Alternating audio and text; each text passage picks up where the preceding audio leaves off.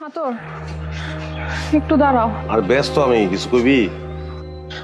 আমি তোমার ভালোবাসি। তোর এক কথা, ঘুরে ফিরে এক কথা কেন? আপনার ব্যবসা কেমন চলছে? ভালো তো? আচ্ছা, আলহামদুলিল্লাহ। আর আসতে কোনো অসুবিধা হয়নি তো? ওই যে আপনার মেয়ে চলে আসছে।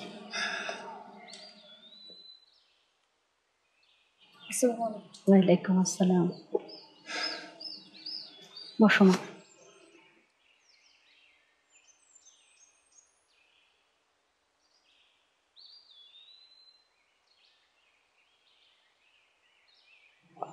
আমার মামারা মেয়ে ঘর গোছায়, রান্না করে, এমন কোনো কাজ নাই যে ও পারে না। না, আমার আমার নিজের মেয়ে বলে বলছি না। ও যে ঘরে যাবে সে ঘর একেবারে আলো করে রাখবে, উঁচু গলায় কথা বলবে না। আমি জবান দিলাম। সেটা ওকে দেখেই বুঝেছি ভাই, নরম মানুষ। কিরে, তোর পছন্দ হয়? শুকুর আলহামদুলিল্লাহ। তো বিয়ান সাহেব, তাহলে দিনক্ষণটা ঠিক করা যাক, কি বলেন? আমরা রাজি। দিনক্ষণের জন্য ভাই কোনো সমস্যাই হবে না। মাশাল্লাহ মাশাল্লাহ, আল্লাহ আমার ডাক শুনছে। আমার মেয়েটা একটা ভালো ঘরেই যাইতেছে। নেন নেন নেন, মিষ্টি মুখ করেন। নেন না না বাবা, নেন নেন, মিষ্টি মুখ করেন। নেন, মিষ্টি মুখ করেন।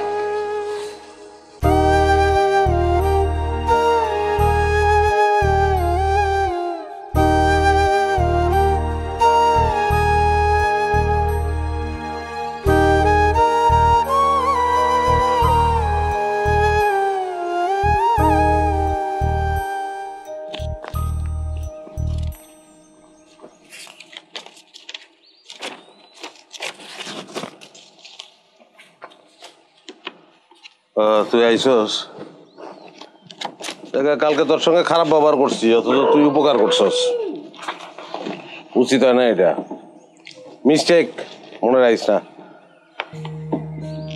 গঞ্জে যাইতেছি, গাংপাড়ের জমিগুলি বেচে দেবো। আমি একলা মানুষ, আর আমি তো জীবনে জমিতে চাষবাস করবো না। আমি কি কৃষক নেই? গেলাম।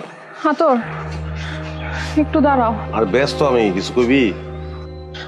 আমি তোমার ভালোবাসি। তোর এক কথা, ঘুরে ফিরে এক কথা কেন?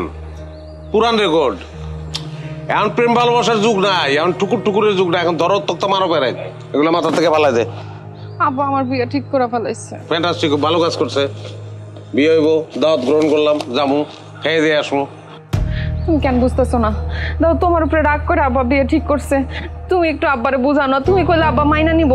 আমি তো তোমারে ভালোবাসি, আমার উপরে কি তোমার কোনো দায়িত্ব নাই? ওই দায়িত্ব আছে দেখেই তো দাওয়াত কবুল করলাম। যামু, খামু দামু, দোয়া করমু, স্বামীর লগে সুখে সংসার করবি। গেলাম আমি।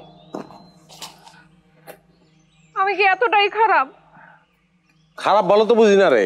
আমি যেটা চাই ওটা তুই না, এক কথা কয়বার কমু। আমি চাই নায়িকার মতন মাইয়া, তুই তো ওইটা না রে।